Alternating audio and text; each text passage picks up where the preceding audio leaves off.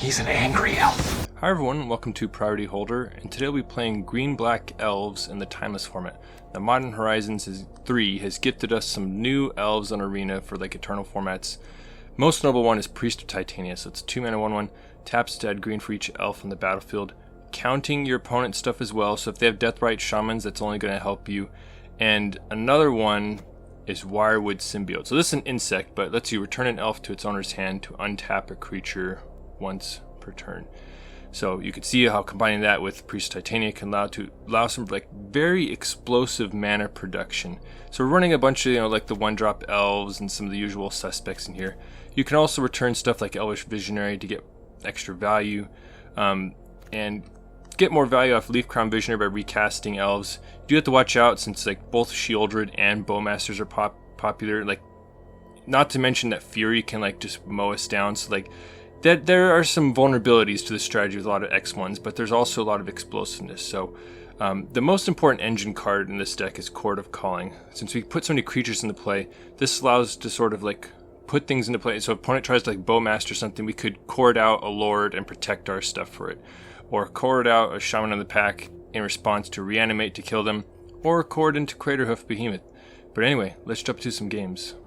This is a reasonable hand. Obviously, much rather prefer a hand with the turn 1 mana dork, but it seems good enough. Little Shaman of the Pack flooded right now. Waiting to get priority. And we have it. Gonna start off with Wirewood Symbiote. Can't use Cavern because it's not an elf, so have to hold off on that. And we're getting the turn 1 Grief. Now they don't have any black mana, so it's not an undying effect. So let's see what they take from us. Alright, so they take the Warmaster. We could still be getting scammed though with the Reanimate, but looks like it's just a Grief. So Deathrite Shaman's the follow-up. We're going to play Leaf Crowned Visionary and see what happens from there. My opponent's fetching. And attacking with Deathrite Shaman, interesting. Orcish Bowmasters. Alright, so let's see what they target.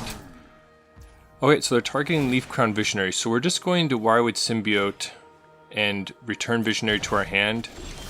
That does two things. It saves Visionary and it fizzles the Bowmaster's Orc Army trigger.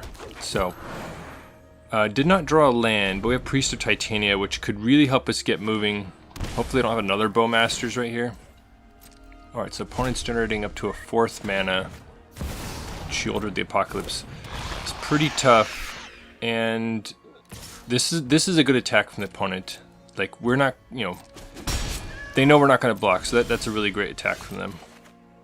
Okay, miss on a land again, and we get a Shieldred trigger against us.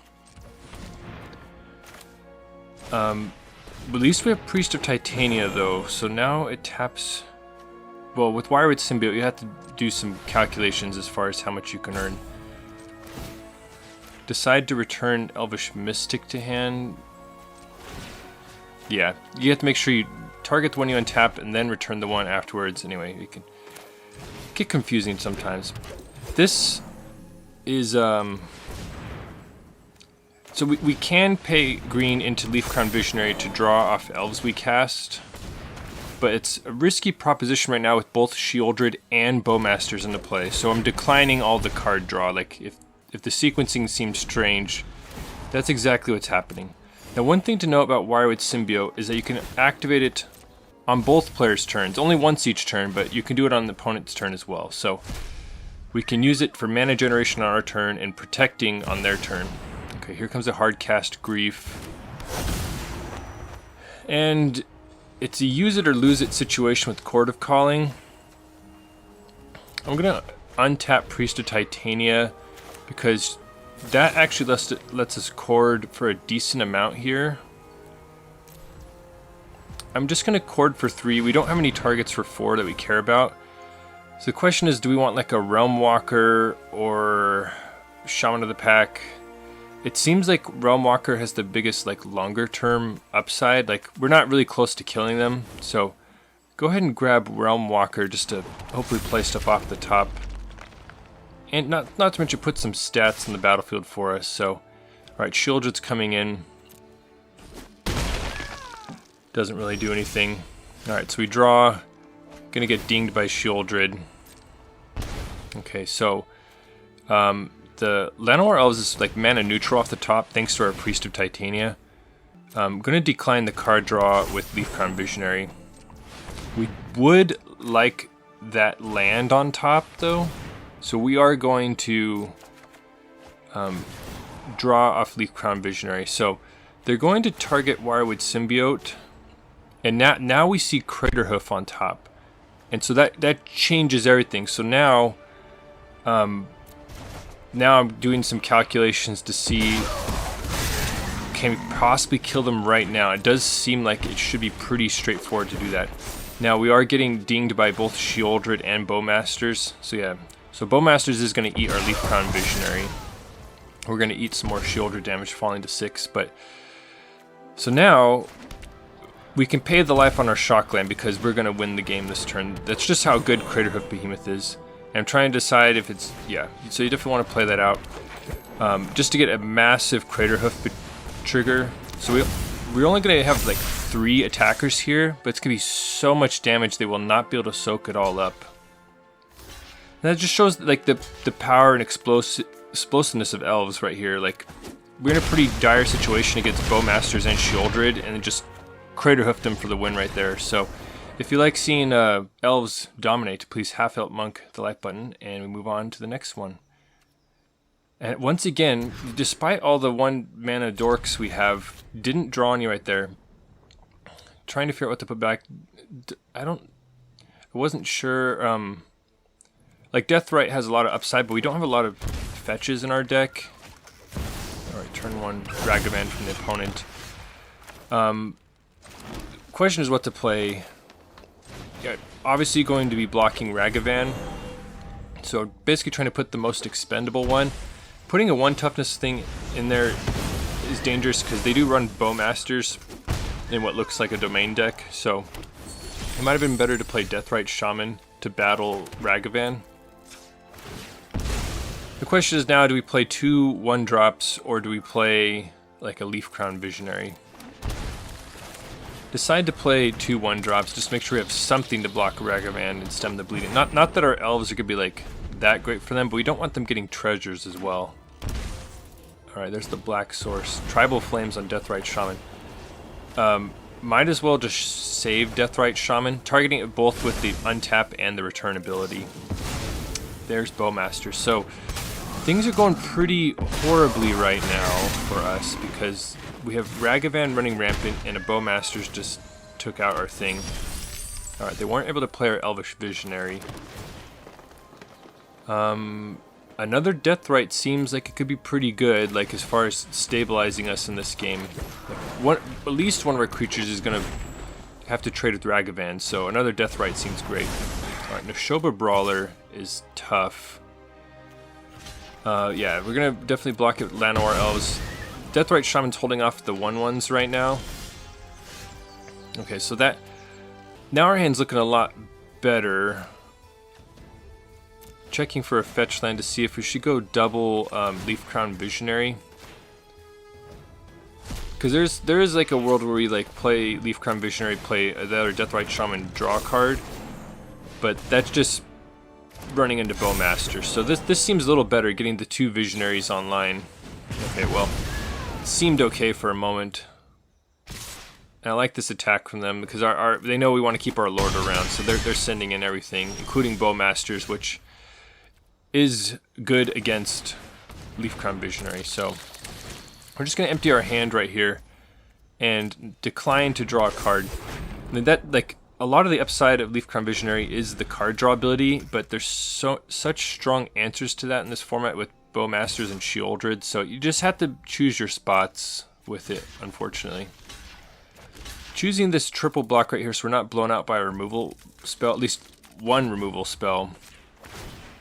Definitely going to try and gain some life right here because we've already seen Tribal Flames and Bolts, so going to pad our life total. Okay, that block actually worked out okay. Leafcrown Visionary. Now, this is a cast trigger, so we can't draw a card there with like a boosted, you know, so from now on we will be able to, but at that point we weren't able to. Alright, Leyline Binding. They're going to take Deathrite Shaman, okay. Question is whether to gain some life or to ding them, and it seems like better, once again, to gain. Just Tribal Flames could wreck us really badly, so. Now, they're sending in Bowmaster. This seems like they have another Bowmasters to finish off one of our lords, so I just took the 1 damage there. Now, this is a risky play, but I'm going to draw a card, even though they were just like representing a Bowmasters. And the opponent correctly decides to ding a lord instead of our life total, because that's just going to stop us from drawing off the other one. And could attack with the 2/2. Anyway, decide just to hold back for now. Alright, there's a Tribal Flames killing a Leaf Crown Visionary.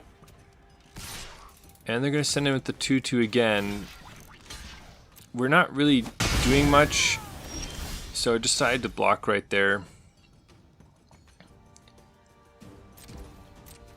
Decide to attack at this point because, you know, those cards are basically stalemating each other. Like, we can't draw off Visionary because of Bowmasters.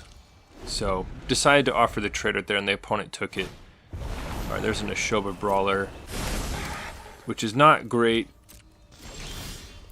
Alright, Elvish Warmaster. Would be good, but we're facing down a 4/3 trample, but potentially 5/3. So, you notice that we have Lair of the Hydra down there. I'm planning to double block that. This could go horribly because we can only make the Lair a 2/2 right now. So this is you could make it a 3/3, then it will be tapped. So make it an untapped 2/2 and going for the double block, and like any removal just blows this out of the water. And the opponent doesn't have any. I'm like very curious about what they have in hand. Like what's going on? Do they have like some blue cards or something? Like, but we happen to draw a perfect follow-up with Deathrite Shaman and get the elf trigger off Warmaster. Alright, so the opponent kills the Warmaster. And we have Deathrite and 1 elf. So we're definitely going to just send 1 elf in because Deathrite's much more valuable with its activation. I'm going to play an Elvish Mystic and move on. Once again, perplexed at like what's rotting in the opponent's hand. Alright, so Leyline Bind. So maybe it's just a bunch of removal spells for our like little dinky things. That's 3 Tribal Flames in their graveyard. Decide to go on the offensive here with how many burn spells they've already used. 3 Tribal Flames, 2 bolts in the graveyard. Realmwalker is going to be amazing here if it sticks around. And going to attack him with these. So the opponent falls to 9, and like we have a Warmaster coming up, and the opponent just packs it in. So that's sort of a surprising finish for that game, but we take it. So move on to the next one. Do have the turn 1 mana dork. Our other land is a bolt land, so we'll have to be conscious of that. Naming Elf on Cavern, playing Llanowar Elves. We have the Craterhoof in hand. Opponent just so against untapped blue, it's a little concerning, but we I guess we have Cavern. We're not concerned about that. We're gonna have to bolt this. Oh no, don't have to bolt it because we don't have another 1-drop. So just use Cavern to get Priest of Titania into play. Courser of Krufix. Was worried that we're facing like Show and Tell, which would have been a little tough with our sort of hand, but opponent's got something else going on. So Leaf Crown Visionary seems like a good place to start. Actually, that's a sequencing error right there. I guess I wanted to draw the card. Never mind. It denies us an elf off the Warmaster, but I guess it lets us draw a card. So, and yeah, we're just gonna pass right here. Have a ton of Chord of Callings. Okay, Archdruid's Charm. So we actually can save it right here by cracking the fetch, getting a green source, or any source. And gonna go ahead and grab black right here just for future Deathrite Shamans. But we can actually chord into the insect and save Priest of Titania. So that's what we're gonna do right here. We have exactly X = 1 chord. I'm gonna grab the Wirewood Symbiote. And that's going to allow us to, you know, untap something. I untapped the Llanowar Elf. Warmaster would have been better to hold off. I guess they would have had a counter. So, yeah, we saved Priest of Titania from the removal spell. Now, seeing Archdruid's Charm, it makes, and combine that with Courser Crufix, makes me think they're on some sort of like Field of the Dead brew over there trying to get a bunch of land effects into play, since Druid's Charm can put field into play. We're going off a little bit here. Decide to play Deathrite Shaman. Like, we're at the point where we can nearly Craterhoof them. We just gotta untap with the Priest of Titania, and then it's over. So, let's see what the opponent has. Alright, play land off the top with Courser. Alright, Azusa Lost But Seeking is a nice little combo with Courser, so they're going to be able to play the fetch off the top and clear the top of their deck with the fetch, see if they can hit another land. Alright, there's Scute Swarm. Okay, so now it makes sense what the opponent's going for, like probably Scute Swarm, Field of the Dead, something like that. Now they do have another Archdruid's Charm to take down Priest of Titania, so going to save that Priest of Titania just like we did before. The opponent did like thwart our mana production right there though. Well, we're gonna wait till the end of turn, and however, like, we still have another Chord of Calling, so what we can do is just chord into another Priest of Titania and then untap with that. So that's what I'm doing now. Really start appreciating Chord of Calling when you can see like sort of the versatility it offers. So now it's like Priest of Titania can almost just tap for Craterhoof by herself right here. And we could even chord for it. Now I'm fast forwarding here because I didn't just slam the Craterhoof. I ran up the score a little bit, but anyway, now it's finally hitting the battlefield, and we're gonna smack them for like 1,000,000 damage here. So, opponent fought the good fight, but yeah, they are out of it, and we move on to the next one. Got the turn 1 mana dork, so that is nice. Considering how many we're running, definitely hitting a lot of hands without the turn 1 mana dork. So, just gonna lock up the black source right now. Gonna slam Llanowar Elves. Hold on to the Deathrite Shaman for the moment. My opponent's gonna crack a fetch. Let's see what happens. Dark Ritual on turn 1. That could be ugly. Buried Alive. And put double Phoenix plus Atraxa in the graveyard. Not a great sign for us. I would have been a little more worried with triple Phoenix. So we have 3 mana at our disposal. Like, Priest of Titania is like an excellent one to get going. And it seems like we have to get Deathrite Shaman into play to start policing their graveyard. Now we will have to wait till it's like not summoning sick. So we just gotta hope they don't have the reanimate right now. Alright, they do have Bowmasters killing Priest of Titania. And I'll take this moment to ask you, what is your favorite elf as our poor Priest of Titania hits the graveyard? I would maybe say Deathrite Shaman, but let me know in the comments. Okay, Elvish Warmaster. Because I play a Wirewood Symbiote. And so that was purposeful right there. So we do want the green mana available to police their graveyard, and Symbiote can return a creature to give us the green mana from Llanowar Elves to activate Deathrite Shaman. So that was the rationale there. So opponent's going to do Faithless Looting. Alright, so they pitch Bowmasters and a Buried Alive. Demonic Tutor, never a great sign. But opponent seems to be out of mana for this turn at least. Just checking their graveyards. They have double Phoenix, and they have Atraxa in their graveyard. And they didn't hit 3 spells, so that's a huge break for us because it means the Phoenixes aren't hitting us. Alright, Shaman of the Pack. Well, we can retry with the Priest of Titania. And we have a decent chord up as well, not to mention our graveyard policing with Deathrite Shaman. So there's the reanimate. And yeah, I mean, definitely going to just eat it with Deathrite Shaman. It seems like it'd be a good idea for them not to get an Atraxa. Alright, so opponent's Dark Ritualing in response. I'm like, oh no, what is there some sort of instant reanimate? Like, what's going on here?